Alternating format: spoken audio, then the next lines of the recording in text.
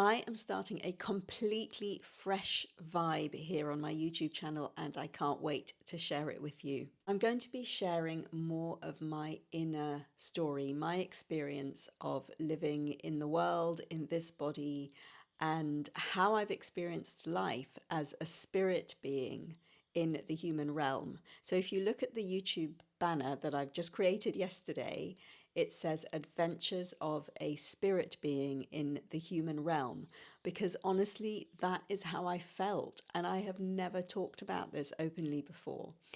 So why now? Well, I've never wanted to fit in. Even as a child, I never wanted to fit in, but I always wanted to find my place. And I feel like now, finally, aged 51, I have finally found my place fully in the scheme of things, and I can share this journey.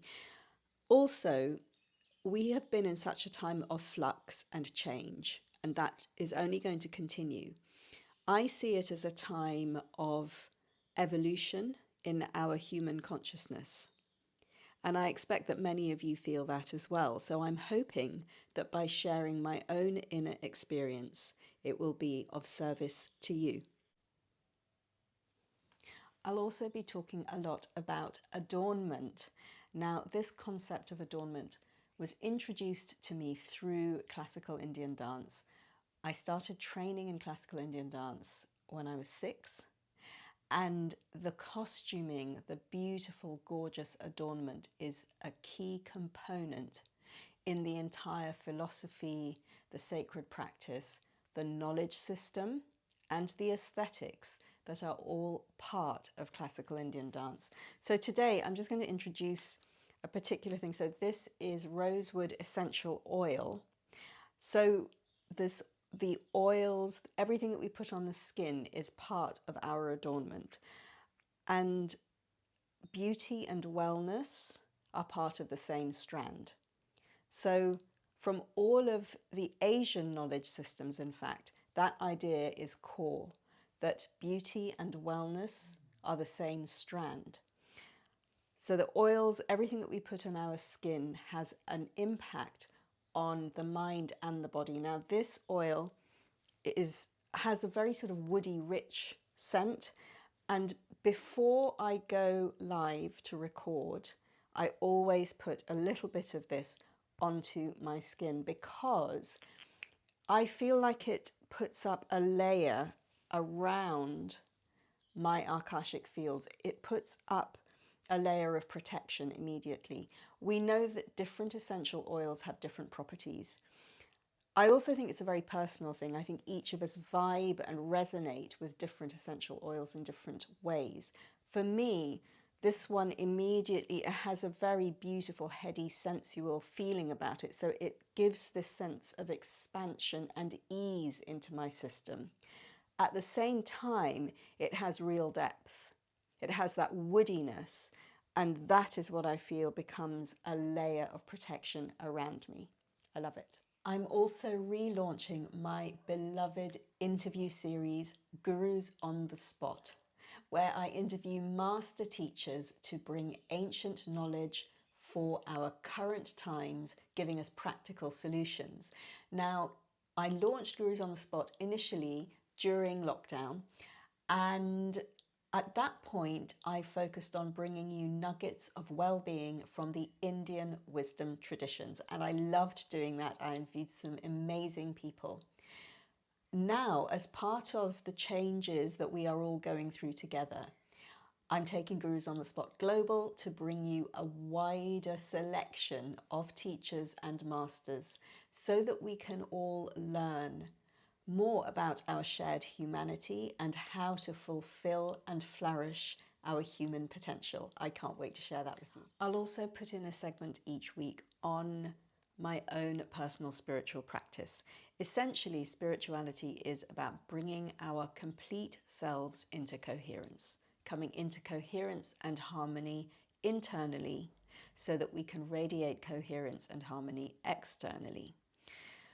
My own practice has been wide and varied over the years, including yoga, tantra, classical Indian dance, All of my practices rooted in the Indic knowledge systems, but they really have been wide and varied.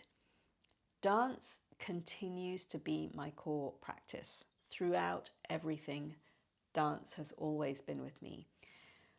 That centering into the body, rooting into the body, finding symmetry and finding that sense of swing, if you like, how to be in the world, how to move in the world literally through the body is beautiful and grounding. And I think for this time in our history, that is extremely important. Remember to love your body. So a little bit unusual, the other segment I'm going to have is about consumption, what we consume, how we consume, and that's going to include, of course, food and drink, but it also includes the thoughts that we think, what we read, what we listen to, everything that we take into our system through our five senses, through our mind, and through our hearts. We are constantly in this communication with everything and everyone around us. We can also choose consciously what we take in, what we consume, and what we leave out.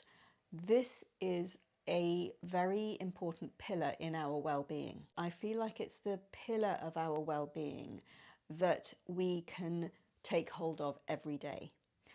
On a day-to-day basis, on a moment-to-moment basis, if we focus on this idea of what we are consuming and how we're consuming it, we will really benefit our own well-being.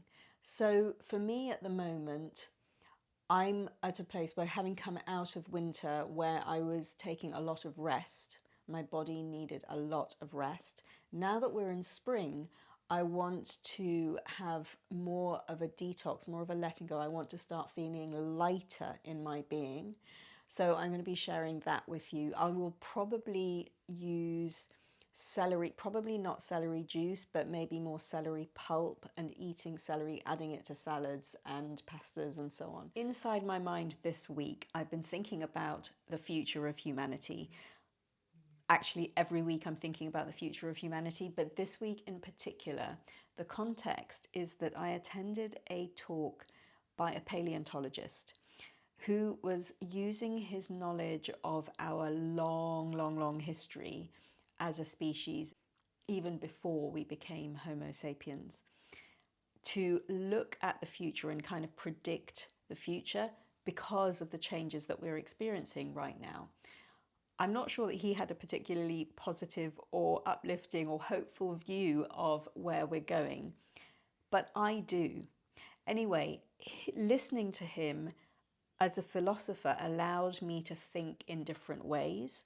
So the question that I've been playing with is that there are two impulses that we have as humans. One is the impulse to procreate, although I've never had that impulse, and actually that's a good example of me being a spirit being in the human realm, playing in the human realm. I have just never had any interest in becoming a parent. That procreation thing has been absent for me.